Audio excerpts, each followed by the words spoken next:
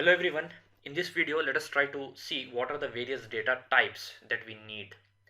Normally to work in any application, these are the few data types that we need. Like we need numbers, we need strings, we need arrays, we need objects, we need array of objects.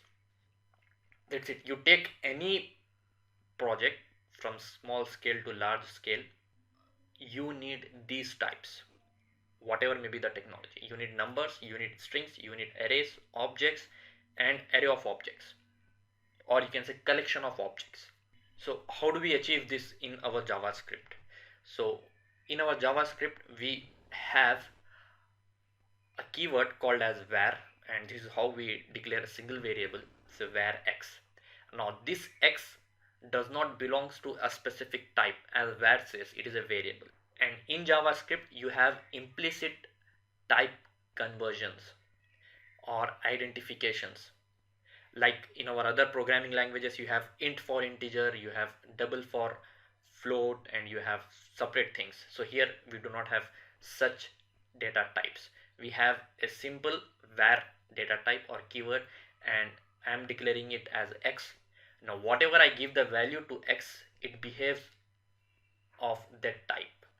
Say x equals to 10. Now x is number type, or you can say it is an integer.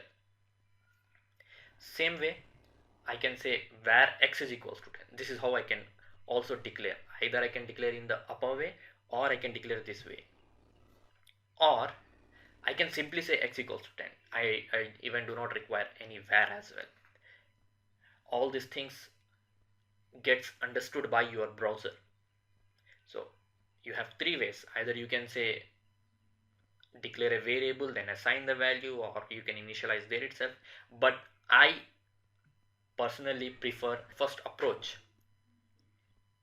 Now where x equals to 10, I'm initializing it. What I can do, I can also say the same x equals to Peter.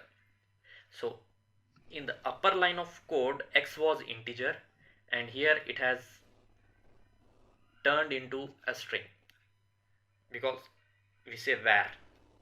So same variable, first it was acting as integer, now it is acting as string. This is also a string. Now it is acting as floating number, 12.6, some decimal. So same x can be used in various ways. So hope you might have understood the var concept. Var x, now x can hold any value, and its type is decided at runtime, whatever we assign to it. Now we will try to see some basic operations. We will try to perform some arithmetic operations, then we will also see some assignment operations, then comparison. These are the operators that we basically use in JavaScript, and we will see some operations using these things. Now let us see a demo for that. Now let me comment out all the things. So here you have comment out the selected lines. What does it means? Whenever I comment it out, so this is the special character that we use to comment out. From this part till this part, it is no more in my page. It won't display anything, it won't execute anything. It is a comment. So this is how you can comment out something. So I have commented out these lines of code, I minimize it.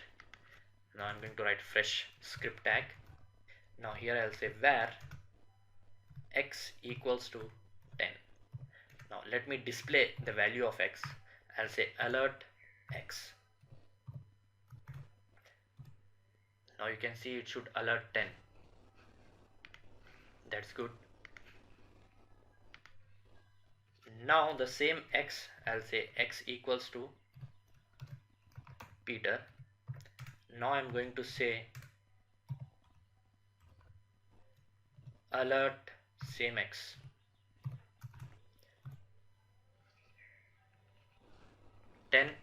Now it is Peter. So same x variable, say 5. Earlier it was integer, now it is string. Or I can declare something like this: a equals to 10, b equals to 20. Two variables. Now I want to store its result in C equals to A plus B,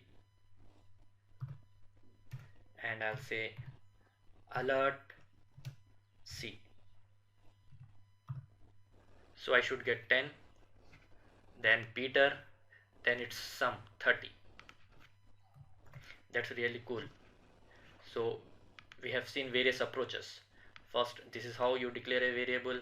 Here we haven't used any var, but still it is working because all these things are being understood by your browser. We call it as implicit typecasting or implicit types. So it understands the things automatically implicitly. Now if I say C equals to, now I can perform all the arithmetic operations, plus, minus, into, divide, all the things. But if I say C equals to A, I'm using some comparison, A less than B.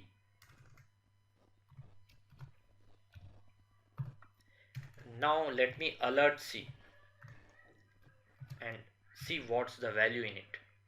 We know very well A is 10, B is 20, and 10 less than 20 is true, so it should store true in C. Now let us see what it says. So I should get 10, Peter, 30, and it is storing true. That's fine. Now instead of alert, we will use document.write so that we can get rid of this alert box. And after writing this, I want a br tag, that is a new line, so it should go to the new line. Copy this, then again it should write the value of x and go to new line, because br tag takes you to the new line. Again here it should write the value of C and go to new line. Again it should write the value of C and go to new line. Now you won't get any pop-ups. 10, Peter, 30, true.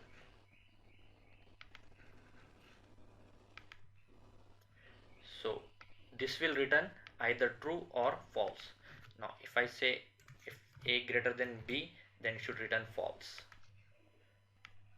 So the same C, earlier it was acting as an integer, now it is same C acting as a boolean type, and we haven't declared anything.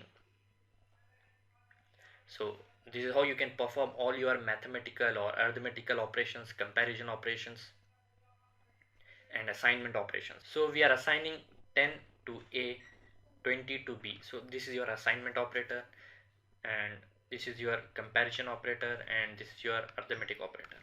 So we have seen all these operations. So that's it for this video. Thank you very much.